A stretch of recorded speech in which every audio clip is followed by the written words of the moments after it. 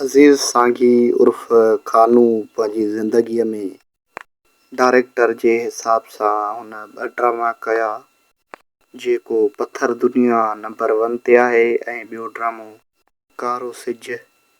दोस्तो, हिन वक़्तु हू पंहिंजे मसइलनि जे करे रूपोशी वारी ज़िंदगी गुज़ारे पियो।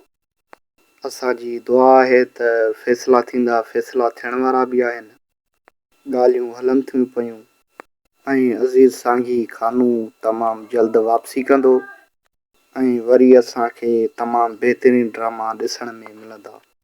अज़ीज़ सांघी पत्थर दुनिया ड्रामे में हिकु बहितरीन किरदारु निभायो पंहिंजो, डायरेक्टर बि पाण ऐं उन सां गॾु ड्रामे में वॾो ख़र्चो बि कयईं।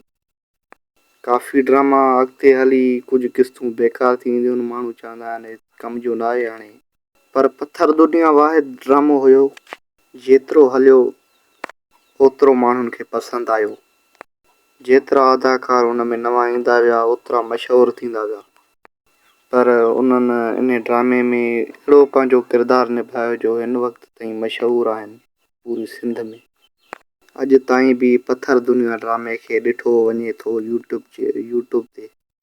दोस्तो, जेके बि अदाकार अदाकारी कंदा आहिनि, शूटिंग टाइम एतिरो आसान नाहे हूंदो, उन्हनि खे ॾुखियाई थींदी आहे शूटिंग करण जे टाइम। असां सम्झंदा आहियूं त हीउ सवलो कमु आहे, पर ईअं न आहे, हीअ वॾी महिनत करणी पवंदी आहे।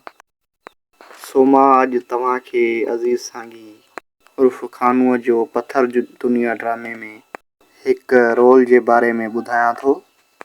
त अज़ीज़ सांघी जो हिकिड़ो रोल हुयो जेको शूटिंग करे रहिया हुया।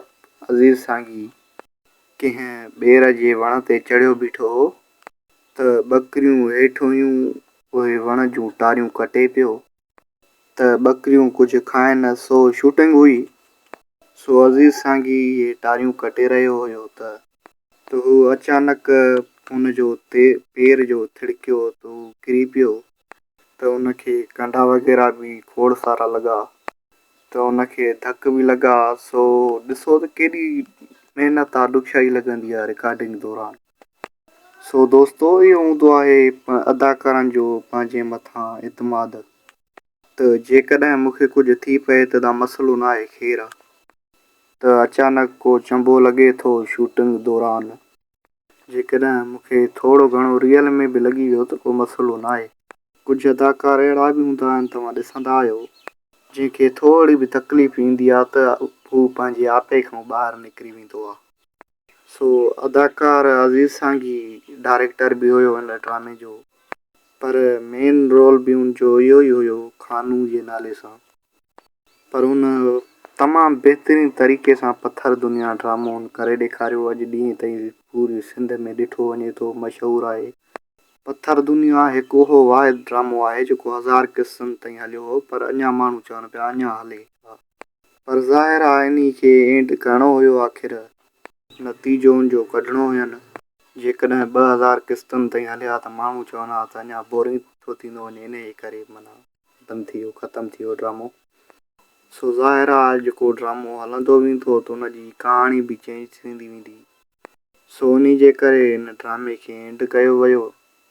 जेकॾहिं अहिड़ा असांजे चैनल ते वीडियो ॾिसंदव त असांजे यूट्यूब चैनल खे सब्सक्राइब कयो, लाइक कयो, जीअं तव्हां वटि हर असांजी वीडियो तव्हां ताईं पुॼे। असां पत्थर दुनिया ड्रामो हुजे, कहिड़ो बि हुजे, सिंधी अदाकार जो हुजे, उन्हनि सभिनी जे बारे में असां ॿुधाईंदा आहियूं कहाणी करे।